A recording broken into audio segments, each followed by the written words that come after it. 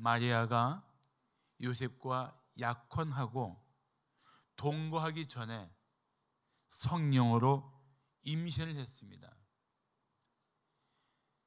이 하나님 입장에서 볼 때는 하나님이 특별한 은혜를 주시고 특별한 능력을 마리아에게 행하신 일이고, 마리아도 그것이 자기에게 정말 특별한 은혜였고 성령으로 임신한 것을 알았지만, 사실 제일 가까이 있었던 약혼자 요셉도 몰랐습니다. 그래서 이 마리아의 임신에 충격을 받은 요셉은 마리아를 보호하기 위해서 조용히 관계를 끊으려고 했습니다. 드러내면 가늠한 여인으로 몰려서 생명을 잃을 수도 있는 그런 아주 위급한 상황이었기 때문입니다. 그런 마음을 가지고 있는 요셉에게 주의 천사가 나타나서 이렇게 말합니다. 다윗의 자손 요셉아, 내 아내 마리아 데려오기를 무서워하지 말라. 그에게 잉태된 자는 성령으로 된 것이라. 아들을 낳으리니 이름을 예수라 하라. 이는 그가 자기 백성을 그들의 죄에서 구원할 자이심이라. 이 말을 듣고 믿음의 사람인 요셉은 하나님께서 하신 일 앞에 침묵하며 받아들입니다. 마찬가지로 마리아에게도 주의 천사가 나타나서 이렇게 말씀합니다. 마리아여, 무서워하지 말라. 내가 하나님께 은혜를 입었느니라.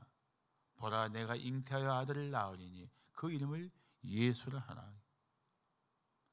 그래서 마리아가 처음 이 말씀을 들었을 때는 당황했죠.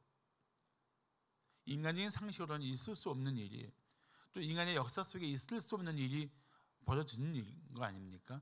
전무후무한 일 아닙니까?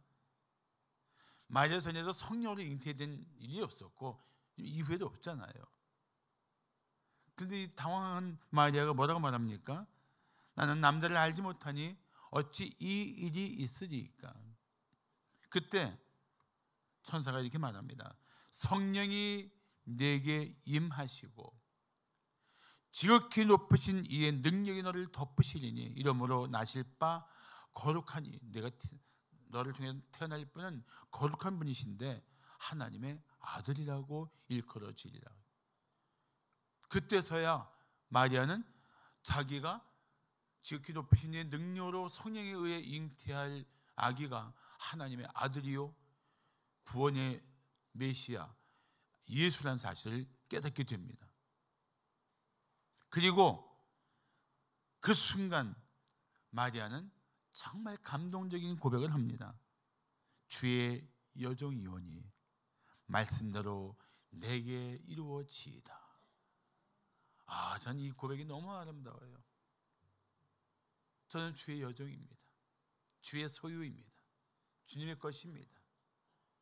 무슨 일을 이루시든 주님 말씀대로 이루어지는 것이 제 인생에는 최고예요, 최선입니다. 그렇게 하시옵소서. 대단하지 않아요? 좀 대단해요. 그러니까 하나님이 쓰실 만한 사람을 쓰는 줄로 믿습니다. 할렐루야. 한번 옆에 분들 좌우에 있는 분들에게 하나님이 쓰실 만한 분이시군요 한번 인사하십시오.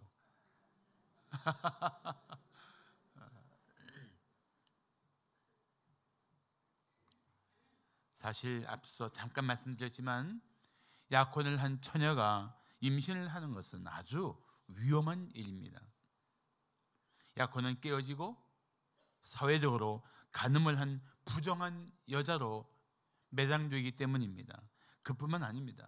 그렇게 낳은 아이는 어릴 때부터 사회적으로 인정을 받을 수가 없습니다. 어쩌면 모자가 평생 사람들의 손가락질과 더러운 존재로 무시당하고 살 수도 있는 상황입니다. 그런데 하나님은 왜 이렇게 약혼한 처녀가 예수님을 임신하게 하셨을까요? 그건 분명합니다. 하나님께서 약속을 하셨고 이루신 것입니다.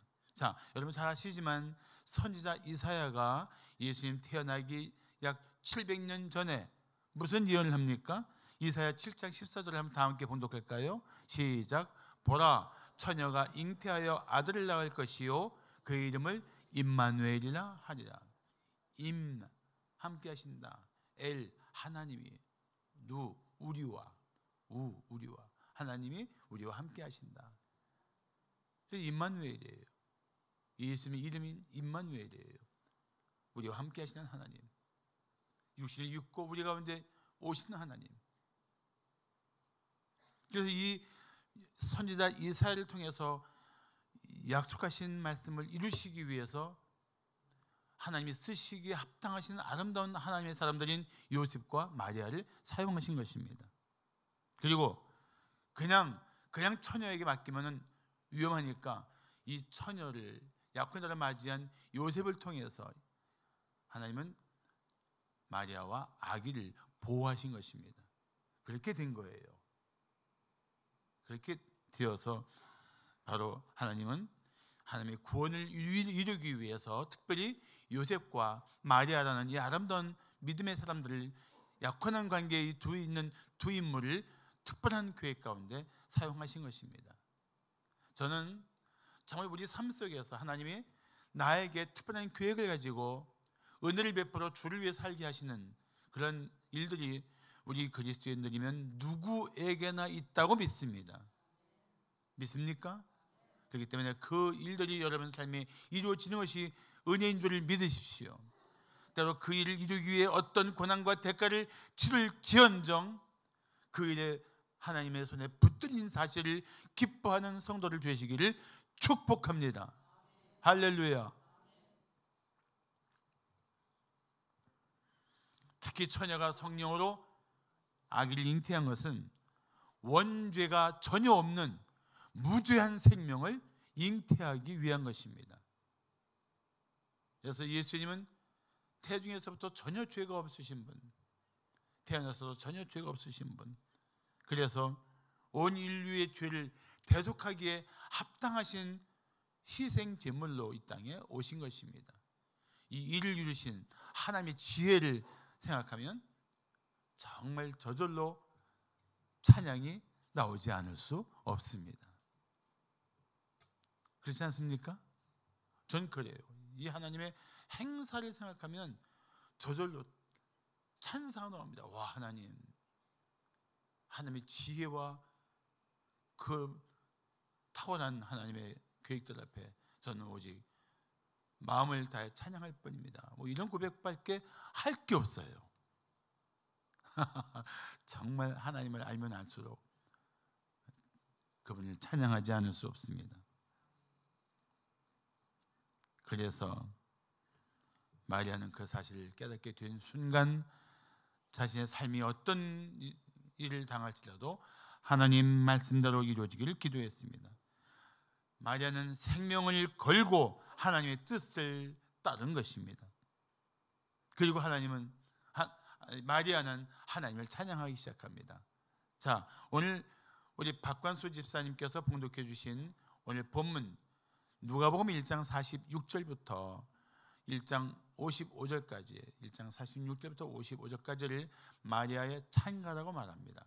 그런데 이 헬라어를 처음에 라틴어로 번역한 성경이 있는데 라틴어로 번역한 성경이 벌게이트 성경이에요. 벌게이트, B-U-L-G-A-T-E, 벌게이트 성경인데 이 벌게이트 성경의 라틴어로 이 46절 말씀이 어떻게 되어 있냐면은 이렇게 되어 있습니다. 마그니피카트 아니마 메아 도미니움. 마그니카트 찬송합니다. 아니마 메아, 메아는 나의고 아니마는 영혼이에요. 아니마 메아, 내 영혼이. 도미니움, 주를 찬양합니다. 그래서 이 마그니피카트 아니마 메아 도미니움은 내 영혼이 주를 찬양합니다. 46절을 라틴어로 쓴 거예요. 그래서 여기서 마그니피카트 이 글자를 모아서 딱 떼어서 이 마리아의 찬가인 오늘 본문 말씀을 영어로 magnificate라고 읽습니다. magnificate. 한번 영어 공부할까요? magnificat. 이게 찬양하다, 찬송하다는 뜻인데 이 마리아의 찬가를 특별히 그렇게 말합니다. 그러니까 기독교에서 magnificat 하면 누가복음 1장 46절부터 55절까지에 있는 마리아의 찬가를 말하는구나 하고 아시면 돼요. 교회 음악의 아버지인 독일의 세바스티안 바흐가 1723년 크리스마스 때 독일 라이프치히에 있는 성 니콜라이 교회에서 이 마리아의 찬가인 본문 말씀을 가지고 작곡을 해서 초연을 했습니다. 무지 큰 감동을 주었다는 말이 있습니다. 자, 이 마리아의 찬가의 가장 특징은 기쁨으로 노래했다는 겁니다. 자, 그러면 마리아가 하나님을 찬양할 이유가 무엇일까요? 첫째, 하나님께서 비천한 인생을 돌아보셨기 때문입니다. 그게 찬양할 이유였어요.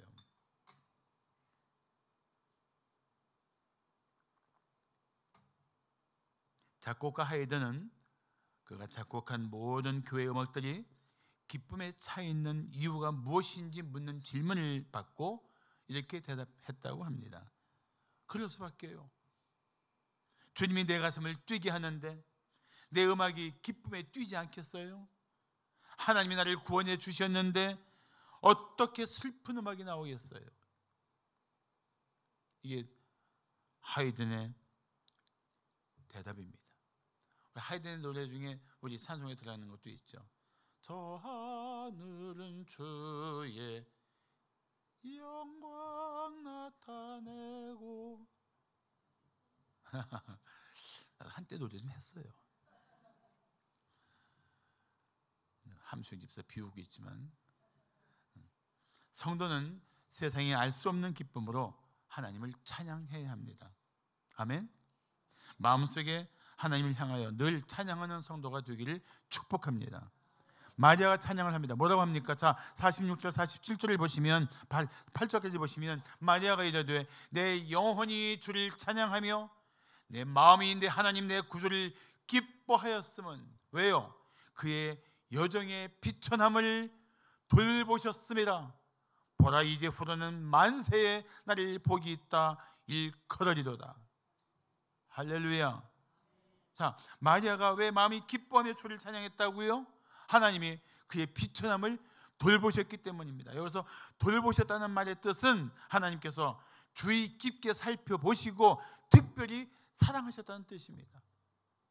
나의 비천함을 알고도 나의 이 죄악을 알고도 그러면서도 나를 주의 깊게 살펴보시고 사랑하신 그 은혜 앞에 마리아는 찬양이 터져 나왔던 것입니다.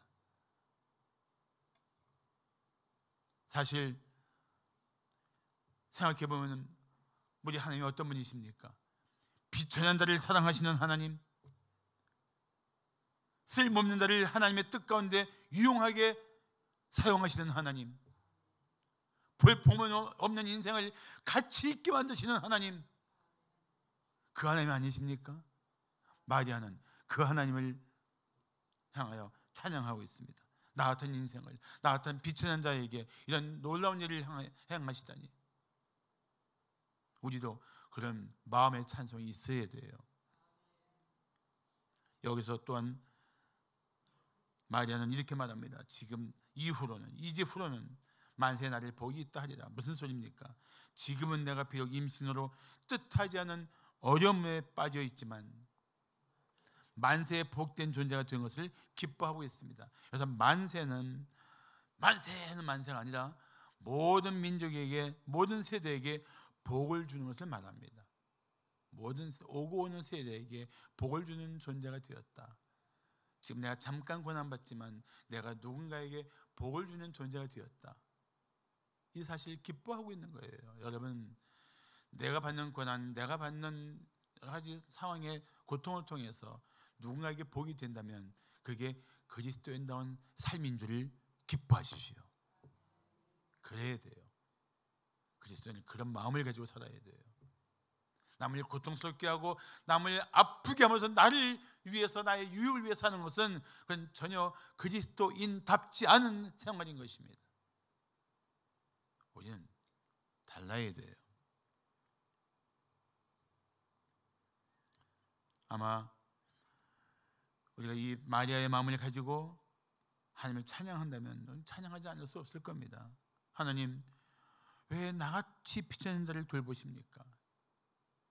하나님 아버지, 저의 죄와 비참함을 다 아시면서도 저를 통해 하나님의 놀라운 일들을 이루시니 내가 어찌 주님을 기뻐하지 아니하며 어찌 주를 찬양하지 않겠습니까? 이게 우리 고백이 되어야 돼요. 한번 자신을 생각해 보세요. 우리가 하나님의 은혜를 받기에 합당한 자입니까? 아닙니다. 결코 아닙니다. 그러니까 저절로 마음에 이런 질문이 나오는 거예요. 하나님, 저 같은 인생이 가지고 있는 모든 끔찍한 죄를 다 아시면서도 그래도 저를 사랑하십니까? 그래도 제게 은혜의 베푸시기를 그렇게 기뻐하십니까? 이 마음이 생기면 어떻게 찬양하지 않을 수 있어요? 어떻게 기쁨으로 주님을 노래하지 않을 수 있어요? 견디지 못하죠. 견딜 수 없어 찬양을 하죠. 우리 이번 성탄에 그런 마음이 회복되기를 축복합니다. 그래서 마리아는 49절 50절에 이렇게 고백합니다. 능하신 이가 큰 일을 내게 행하셨으니 그 이름이 거룩하시며 긍휼하심이 두려워하는 자에게 대대로 이르는도다. 능하신 하나님, 전능하신 하나님이 상상할 수 없는 큰 일을 내게 이루셨다. 우리는 어떻습니까? 마찬가지예요. 사랑하는 성도 여러분, 하나님이 우리를 구원하시고 우리 안에 성령 하나님을 보내주신 일이 이게 얼마나 경이로운 일입니까? 내 마음 안에 걸어가신 하나님이 임하실 만한 그런 자리가 있습니까? 집에 손님 맞이하다 할지라도 청소를 깨끗이 하고 맞이하는데 주님을 맞이할 만한 내 마음과 생각이라고 생각할 수 있습니까? 아니에요. 아시면서도 성령 하나님이 들어오셔서 내가 할 수 없는 일들을 내 안에서 하고 계신 거예요. 저는 죄악을 이기게 하시고 타락한 본성을 이기게 하시고 이 경이로운 일을 지금 누가 하고 계세요? 성령 하나님이. 그러니까 우리는 찬양하지 않을 수 없어요. 그래서 50절은 사실 이런 뜻입니다. 하나님의 긍휼이 주님을 경외하는 자들에게 특별히 임할 것이다. 아멘. 그렇습니다. 나를 긍휼히 여기시고 하나님을 경외하는 내 삶의 자리에 때마다 베푸시는 은혜, 이것을 기뻐하며 찬양하시기를 축복합니다. 자, 마리아가 하나님을 찬양할 이유가 무엇일까요? 둘째, 주님께서 행하실 일을 깨달았기 때문입니다. 마리아가 주님이 행하실 일을 깨닫고 막 찬양하기 시작합니다.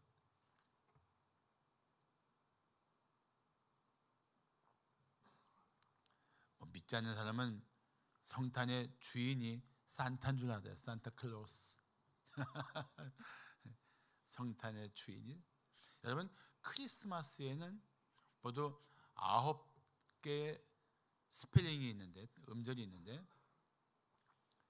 CHRIST라는 6글자와 뒤에 마스가 붙어서 크리스마스예요. 제일 중요한 단어는 앞에 6음절입니다.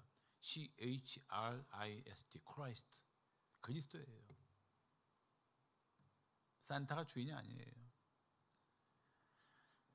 요즘 이런 글이 있더라고요. 예수님이 산타보다 좋은 점. 들어보세요. 너무 길어서 좀 줄였어요, 제가. 산타는 1년에 한 번 오지만 예수님은 항상 우리 곁에 계신다. 산타는 양말에 선물을 주지만 예수님은 모든 필요를 때마다 채워주신다. 산타는 울면 안 되라고 말하지만 예수님은 눈물을 닦아주시고 위로해 주신다. 산타는 선물로 금품을 주지만 예수님은 새 생명을 주시고 삶을 회복시켜 주시고 때마다 은혜를 베풀어 주신다. 한번 인터넷에 뜬 글이라서 제가 읽었지만 사실 어떻게 예수님과 산타를 비교할 수 있어요? 그건 안 되죠. 마리아는 지극히 높으신 하나님의 구원이 임신한 아기를 통해서 이루어질 것을 믿었습니다. 아마 마리아는 속으로 이렇게 생각했을 거예요. 내 태에 있는 아기가 하나님의 지극히 높으신 하나님의 아들이라니, 그리고 그분이 죄에 빠진 백성을 구원하게 오시는 메시아라니. 그 사실을 아는 순간 마리아의 가슴이 얼마나 벅차 올랐겠어요.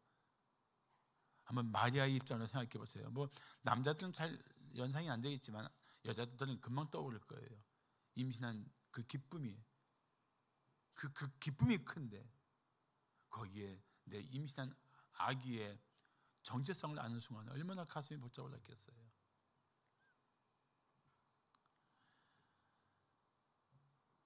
그래서 마리아는 성령의 감동으로 이렇게 찬송합니다. 51절 52절을 보시면 그의 팔로 힘을 보이사 마음의 생각에 교만한 자를 흩으셨고 권세 있는 자를 그 위에서 내리치셨으며 비천한 자를 높이셨고 줄이는 자를 좋은 것으로 배불리셨으며 부자는 빈손으로 보내셨도다. 자, 여기 보시면 동사들을 보세요.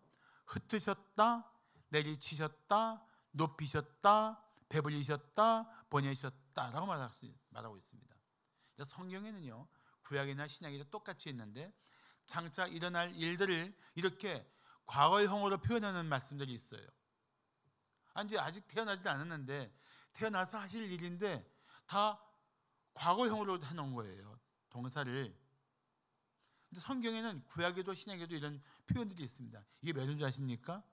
앞으로 이루어질 일이지만 반드시 이루어질 일이고 분명히 이루어질 것이기 때문에 마치 이루어진 것처럼 표현한 거예요. 그래서 성경에 미래를 얘기하면서도 과거형 동사를 쓸 때가 있어요. 아시겠죠? 신학교에서 돈 주고 배운 거예요. 여러분은 무료로 배우고 있습니다. 그만큼 예수님이 오셔서 하실 일이 확실했던 것입니다. 시편 138편 6절을 보시면 여호와께서는 높이 계셔도 낮은 자를 굽어 살피시며 멀리서도 교만한 자를 아신다고 말씀하고 있습니다.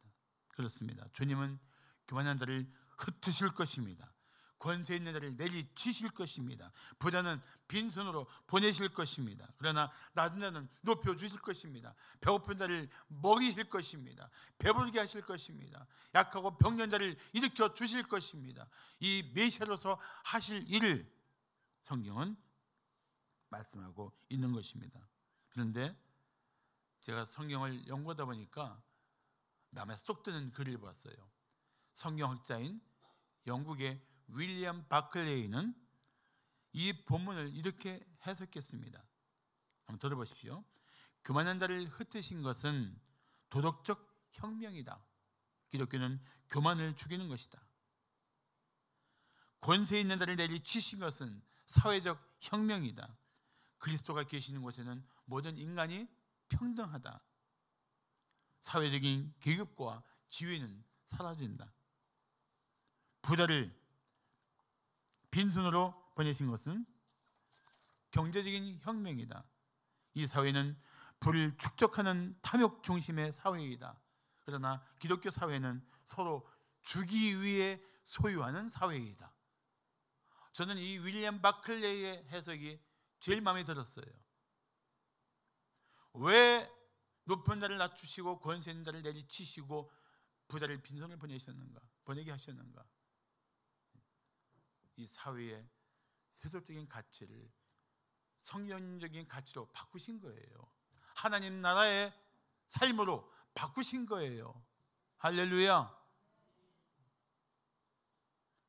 그렇다면 우리도 예수를 만난 사람들이라면 이 세속적인 가치와 세계적인 그런 탐욕에 빠져 있는 존재가 아니라 성경적인 가치관, 하나님 나라의 진리를 따라 살아가야 마땅하지 않겠습니까? 그래야겠죠? 그래야 합니다. 그래야 돼요. 지금 아멘 한 분이 몇 분밖에 안 계시지만 여러분 다 아멘으로 화답해야 될 제가 도전을 드린 거예요. 싫죠.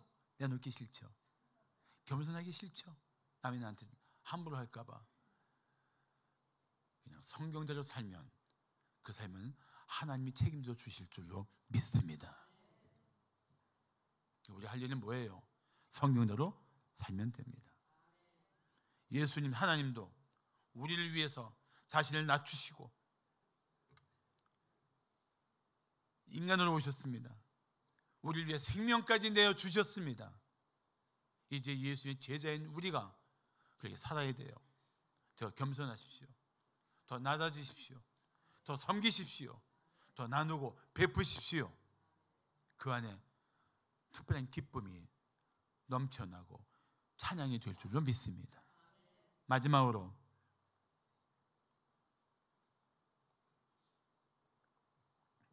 마리아가 하나님을 찬양할 이유가 무엇일까요? 셋째, 하나님께서 약속한 구원을 이루시기 때문입니다. 우리 마리아 찬가 중에 중요한 것은 하나님이 세상을 구원하시겠다는 약속을 지키시는구나, 이 찬송이에요. 본문에 그게 있어요. 제가 처음에 교회 다닐 때 성경을 읽어야 된다 그래서 마태복음을 읽었는데 1장을 딱 펴니까 이건 뭐 산부인과 기록도 아니고 계속 낳고 나오는 거예요. 더구나 1장에 나오는 그 이름들이 다 처음 보는 이름들이에요. 생소한 이름들입니다. 정말 재미없었어요. 그런데 알고 보니까 이 족보 속에 있는 메시지가 이게 보통 은혜가 아닌 것입니다. 보통 놀라운 말씀이 아닌 거예요. 그 이름들이 쫙 끊이지 않고 기록된 것은 하나님께서 구원의 약속을 이루기 위해서 생명의 고리를 이어가신 거예요. 단절되지 않도록 하나님께서 이렇게 이 구원의 이름인 예수의 탄생 때까지 이 생명의 고리를 지켜주신 거예요. 하나님의 열심, 하나님의 그 지속적인 약속을 이루시기 위한 하나님의 노력들을 보여주고 있다는 것입니다. 그런데 거기다 또 마태복음은 왕의 족보인데 거기에는 정말 들어놓기 너무도 부끄러운 여자들의 이름이 넷이나 있어요. 하나하나가 너무 부끄러운 이름들이에요. 시아버지 야곱의 아이를 임신한 며느리 다말, 여리고성의 기생 라합, 이방 여자 모압 여자인 과부 룻, 그리고 다윗이 빼앗은 남의 아내 밧세바. 아니, 이 예수의 족보에 이런 인물들이 들어가 있는 거예요. 성경은 밧세바라는 말을 안 해요. 이 다윗의 죄를 그대로 드러내기 위해서 우리아의 아내라고 말하고 있습니다. 그 죄를 그대로 노출시키고 있는 거예요. 더구나 거기 있는 다른 멀쩡한 저런 것처럼 보이는 이름들도 다 훌륭한 인물들은 아니었습니다. 그런데 그런 이름들이 들어갔다는 얘기는 이 족보가 주는 특별한 메시지가 있다는 얘기일까요? 맞습니다. 특별한 메시지가 있는 거예요. 어떤 메시지인지 아십니까? 이 족보에 있는 것처럼 어떤 죄인이든지 어떤 문제가 있는 인생이든지 이 모든 사람을 구원하기 위해 예수님이 이 땅에 오셨다. 그 메시지예요. 그러니까 나 같은 죄인도 구원하시기 위해서 예수님이 이 땅에 오셨다라는 메시지라는 것입니다. 믿습니까?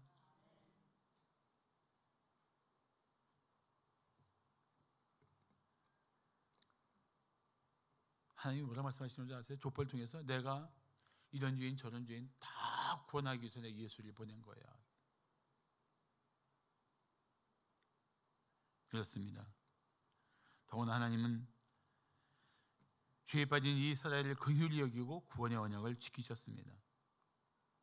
나 같으면 하나님을 거역하고 우상을 섬기는 백성들을 버릴만 하는데 하나님은 끝까지 참으셨습니다. 죄에 빠진 인간들을 보면서 도저히 아무 소망이 없다, 그냥 여기서 끝내자라고 포기할 만한데 하나님은 우리를 결코 포기하지 않으셨습니다. 그리고 약속하신 대로 신이사신 하나님은 구원의 이름 예수님을 이 땅에 보내주신 것이 바로 성탄절입니다. 이 성탄절에 우리가 어떻게 기뻐하지 않을 수 있어요? 어떻게 주님을 찬양하지 않을 수 있어요? 오늘 본문 54절과 55절을 보시면 그 종 이스라엘을 도우사 긍휼히 여기시고 기억하시되 우리 조상에게 말씀하신 것 같이 아브라함과 그 자손에게 영원히 하시리로다라고 말씀하고 있습니다. 긍휼히 여기시고 기억하셨다. 뭘 기억하신 거예요? 내가 메시아를 보내겠다. 이 약속을 기억하신 거예요. 우리 조상이 말씀하신 것 같이 뭘 말씀하셨는데요? 아브라함과 그 믿음의 자손들을 구원할 예수를 보내주겠다. 그 약속을 말씀하신 대로 이루신 거예요. 지키신 거예요. 그래서 하나님은 약속하신 대로 처녀 마리아를 통해서 예수님을 잉태하게 하시고 태어나게 하신 것입니다. 시편 98편 3절을 말씀하기를 그가 이스라엘 집에 베푸신 인자와 성실을 기억하셨으므로 땅 끝까지 이루는 모든 것이 우리 하나님의 구원을 보았다고 말씀하고 있습니다. 하나님이 구원의 약속을 이루기 위해 예수님을 세상에 보내주셨습니다. 이날이 성탄절입니다. 그래서 우리는 이 성탄절에 하나님께 감사하며 찬양해야 마땅합니다.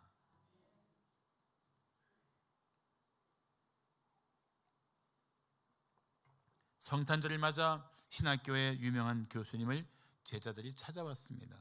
교수님, 오늘은 즐거운 성탄절입니다. 우리 이 기쁜 날을 함께 축하해야 하지 않을까요? 그러자 교수님의 반응은 뜻밖의 시큰둥했습니다. 오늘이 성탄절이라고? 성탄절만 기념하지 말고 그냥 오늘이 25일이라는 사실을 기뻐하는 것이 어떨까? 그 순간 제자들이 좀 마음이 상했습니다. 존경하는 교수님이 성탄절을 이렇게 홀대할 수가 있는가 실망했습니다. 그 기색을 본 교수님이 계속 말을 이어나갔습니다. 수천만의 사람들이 오늘이 아니라 성탄절만 즐기지. 그들의 즐거움은 성탄절 하루뿐이라네. 하지만 예수님이 내 마음에 오신 이 오늘을 기뻐하는 사람이라면 성탄의 기쁨은 날마다 계속되어야 하지 않겠는가? 저는 이 교수의 교훈이 아주 좋다고 생각합니다. 성탄절은 우리를 위해서 예수님이 세상에 오신 것을 기뻐하는 날입니다. 동시에 우리는 예수님이 우리 마음에 오신 사실을 기뻐해야 합니다. 그러므로 성탄절 하루의 기쁨이 아닙니다. 예수님이 이 땅에 오신 성탄절의 기쁨은 그 오신 예수님의 은혜로 구원받은 우리가 날마다 누려야 할 기쁨입니다. 그리고 이제 이 성탄의 기쁨이 우리 삶의 날마다의 기쁨이 되어서 날마다 주님을 찬양하며 주님을 높이는 우리 성도들이 되시기를 축복합니다. 기도하겠습니다.